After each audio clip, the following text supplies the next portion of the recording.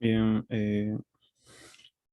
buenas tardes, doctor Cabrejos. El presente día voy a exponer sobre la monarquía romana. Bien, la monarquía romana fue la primera de un total de tres etapas en las que se dividió el desarrollo del gobierno de la antigua Roma. Durante el periodo monárquico, entre el 753 y el 509 a.C., gobernaron siete reyes. Estos siete monarcas de Roma se destacaron por emplear una gran fuerza militar que les permitió ocupar más territorios y ampliar un imperio. Asimismo, a través de alianzas estratégicas con poblaciones cercanas pudieron incrementar el número de tropas. Ahora bien, la monarquía decayó y fue suplantada por la segunda etapa, la República de Roma, que tuvo lugar entre el 264 y el 146 a.C. Fue considerado el periodo más significativo porque logró afianzar a Roma como potencia dominante. La tercera y última etapa fue el Alto Imperio, que tuvo lugar entre el 27 y el 476 después de Cristo. Se caracterizó por un gobierno autócrata que decidía sin tener cuenta en leyes ni poderes que lo regulen. Ahora bien, respecto de la dinastía, un momento, ya. La dinastía romana gobernó durante 244 años y estuvo conformada por siete monarcas. El primero fue Rómulo, quien fundó la ciudad de Roma. El resto de los seis reyes fueron elegidos por el Senado en representación del pueblo y no por el linaje de sangre.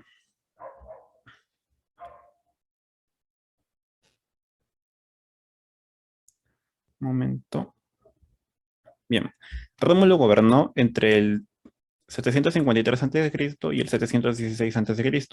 Fue el monarca que fundó la ciudad de Roma y que implementó el sistema de gobierno monárquico. Realizó grandes atrocidades por el afán de poblar su territorio, convocando a diversos pueblos y grupos como los esclavos, los prófugos y los refugiados, a través del engaño y por la fuerza.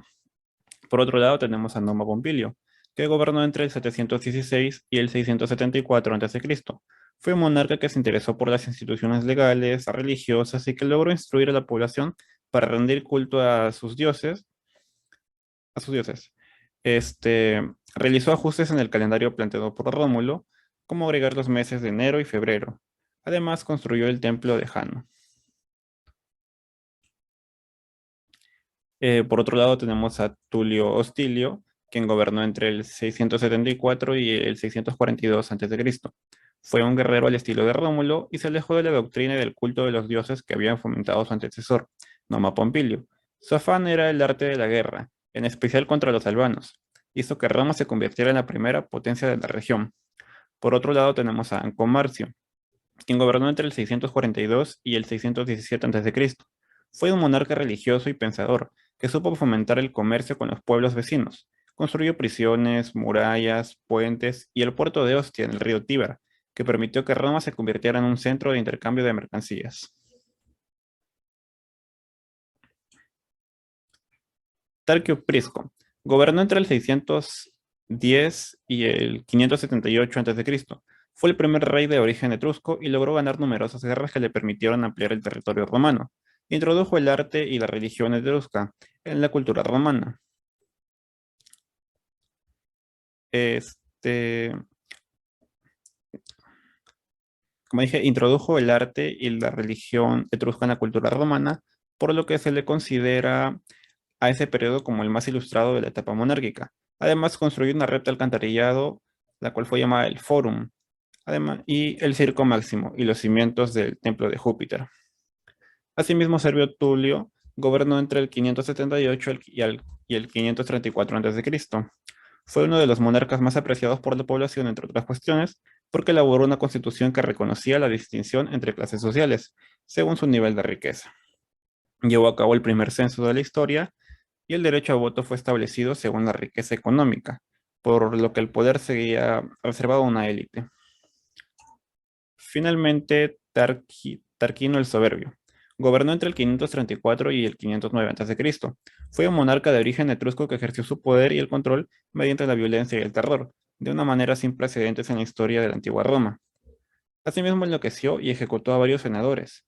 Su despotismo fue la razón por la que cayó el sistema monárquico y no hubo ningún otro rey luego de su mandato.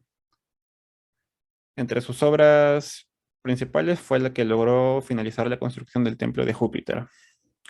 Ahora bien, Sobre la organización política de la monarquía romana.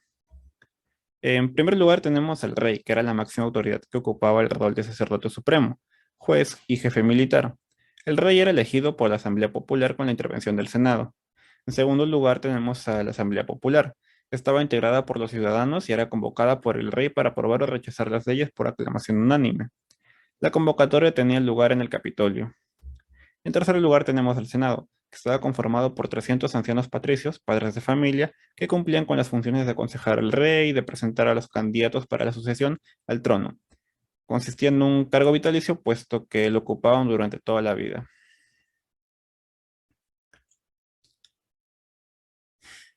Respecto de la organización social de la monarquía romana, la organización social durante el periodo monárquico se dividió en tres grupos, bien diferenciados. En la cima tenemos a los patricios, u hombres libres, que conformaban la clase aristocrática que tenía plenos derechos de ciudadanos. Eran descendientes de los fundadores de Roma. En segundo lugar tenemos a los plebeyos que conformaban la clase más numerosa por extranjeros, libertos, vagabundos y habitantes de las ciudades. Se dedicaban a la agricultura, al comercio, a la industria y pagaban impuestos al gobierno a pesar de que estaban privados de algunos derechos. Y por último los esclavos, que conformaban una clase social privada de sus derechos de manera total, hasta el punto de ser tratados como objetos. Eran prisioneros de guerra comprados en los mercados para ser usados para trabajos forzosos.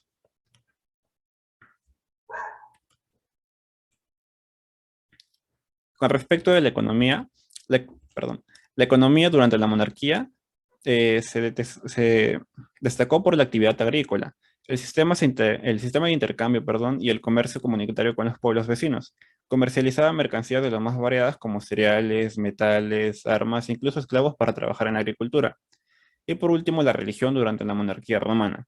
La religión durante la monarquía romana era politeísta y conformaba una parte importante en la vida cotidiana de la población. Adoraban a diversas divinidades, pero la más importante era Júpiter, el rey de los dioses que junto a su esposa Juno, la diosa del cielo, gobernaban el resto de las deidades. Los sacerdotes eran los encargados del culto, no constituían una casta ni eran representantes de la divinidad como lo eran los reyes.